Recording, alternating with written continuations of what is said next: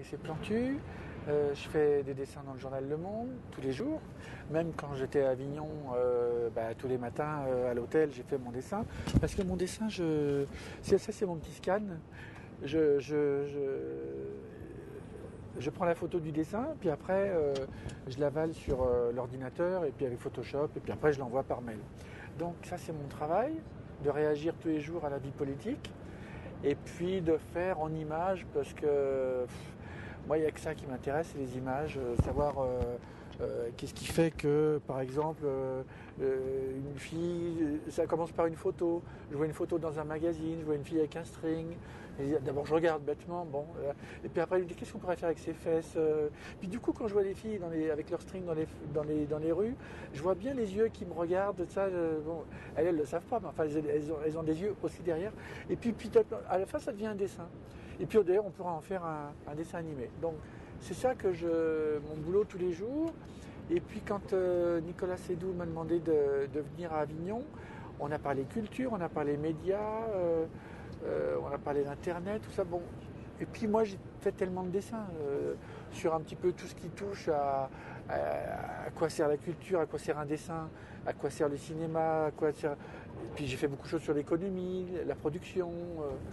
Et en fait, finalement, en écoutant tout ce que disaient les participants, en fait, il y a des idées comme ça qui me sont venues, j'ai pris des notes, et puis du coup, ça se croise avec des dessins que j'ai faits sur des tas de choses sur la création, sur les musées, sur une exposition Renoir, une exposition Picasso, et puis à la fin, il y a une sorte, les choses s'emboîtent, et puis finalement, j'essaye de voir comment, dans un minimum de temps, en 10 minutes, comment est-ce qu'on peut raconter en images faciles, comment est-ce qu'on peut surfer un petit peu sur qu'est-ce qui anime et qu'est-ce qui passionne tous les gens qui sont venus à Avignon.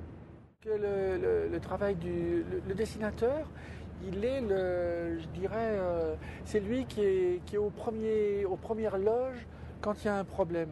C'est-à-dire que moi j'ai connu des journaux où des fois c'était pas toujours facile, des fois c'était pas vraiment la démocratie.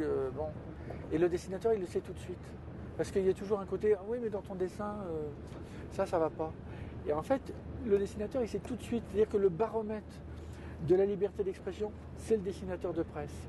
Alors évidemment, nous en France, c'est subtil parce que c'est quand même une démocratie, mais des fois quand on compare avec ce qui se passe dans d'autres pays où je connais des dessinateurs qui ont plein d'ennuis, en Palestine, en Chine, en Iran, du coup je me nourris de leurs expériences pour mieux comprendre comment des fois nous, qui sommes dans une démocratie, des fois on se dit il y a quand même un problème. C'est-à-dire qu'il y a des fois des signes qui me font penser que c'est peut-être pas forcément la démocratie rêvée qu'on pourrait avoir.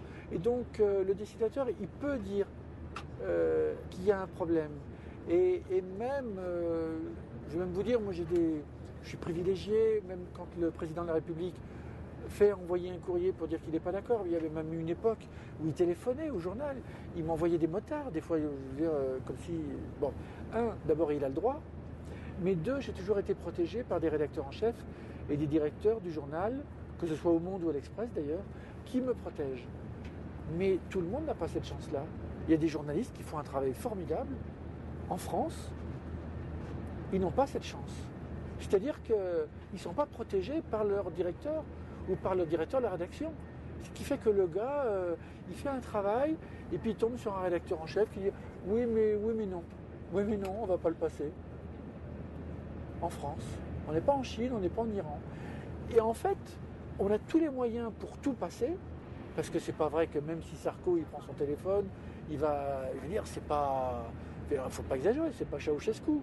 Mais par contre, il y a des sbires entre les deux qui transpirent beaucoup et qui font qu'au bout du compte, le journaliste libre, il n'est pas si libre que ça. Oui, et une bonne tribune pour faire passer que nous sommes dans une planète en guerre, que la guerre en Afghanistan, la guerre en Irak, les tragédies au Proche-Orient, c'est pas là-bas.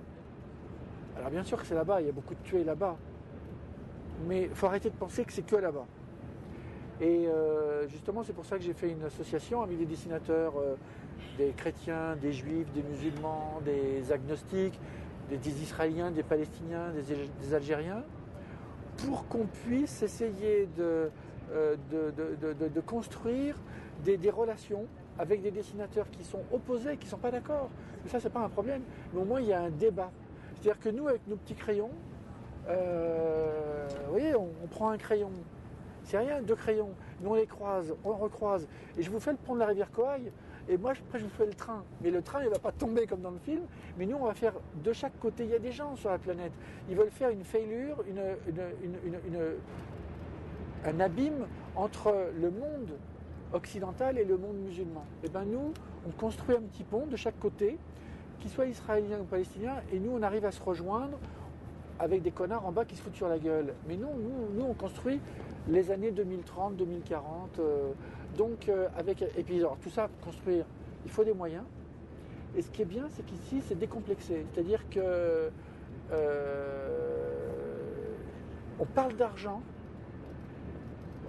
Il y a des gens de gauche, il y a des gens de droite, on parle d'argent et c'est décomplexé. Il n'y a pas le côté, un petit côté frileux. Non, on déballe, et ce sont des gens qui ne vont pas donner de l'argent, ils vont pas produire, mais il y a une attention, il y a un regard, il y a un mariage supposé. Et je suis sûr qu'ils vont être nourris de toutes les conversations qu'on a eues et qui vont construire le monde des années 2040. Je vous ferai un petit résumé plus tard pour les petits-enfants.